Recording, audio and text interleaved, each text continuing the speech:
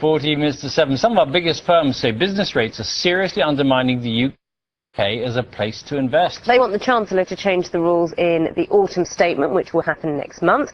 Ben's taking a look at whether or not he can help. Yeah, mounting pressure for him to do so. Morning to you. Thanks very much. It is an unpopular system because business rates are a tax on buildings like factories, shops and offices, all of that based on the value of the property. But those values haven't been adjusted since 2008 when the economy was at its strongest. So this week, 14 big businesses like General Motors and Tata Steel, they've written to the Chancellor asking him to change the system that they say is not fit for purpose. Some small businesses are fed up too. Paul Isyard runs one of them. His company is called the Famous Sheffield Shop. We sell goods that are Sheffield made, not just here, but we sell them all over the world through our website. The overheads that business rates represent are totally disproportionate to the running costs of a high street business.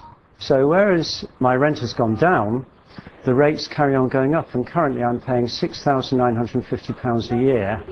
If the business rates were set at a much more sensible level, then it would actually release important resources for me, which I would love to invest in more staffing hours, in developing new products, and also in improving the marketing and promotion of my website. So that's the view there from one business. But the latest group to call for change is the British Property Federation. It represents developers and big investors. Liz Peace is its chief executive. She's with me this morning. Good morning, Liz. Good morning.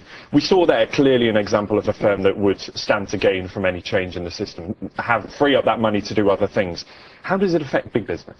Well, I mean, the problem with the business rate system, it's absolutely fundamentally flawed, because unlike something like income tax, which depends on how much you're actually earning, business rates, you're paying the same amount inflated by inflation, irrespective of how well your company's doing, because it's a whole amount of money that's actually collected by the Chancellor and spread around businesses in the country. And the real problem for businesses now is that we're basing these business rates on a revaluation that took place effectively 8 years ago. So values have changed massively, a widening gap between north and south, and this is fundamentally crucifying businesses. We're often told, though, that the economy is now back to the levels it was at before the financial crisis, so back to those 2008 levels.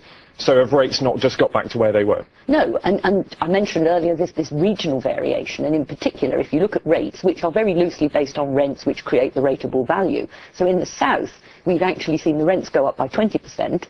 In the north, they've gone down by 30%. So that's still a very, very good indicator of the big difference in the financial pressures on companies depending on where they're operating. But if there is a reform, this could mean that rates for some businesses would fall, but for others it would rise. I mean, would you be happy going to your members and saying, look, we've got a reform, you're going to actually have to pay more, not less? Well, I think there are two things that you need to tackle. First of all, the fundamental issue of how business rates reflect whether the economy is going well or badly. So they will rise or fall in accord with the economy. The second point is this distribution point and the fundamental unfairness this creates between north and south, where I think even big businesses will absolutely understand the value of that point.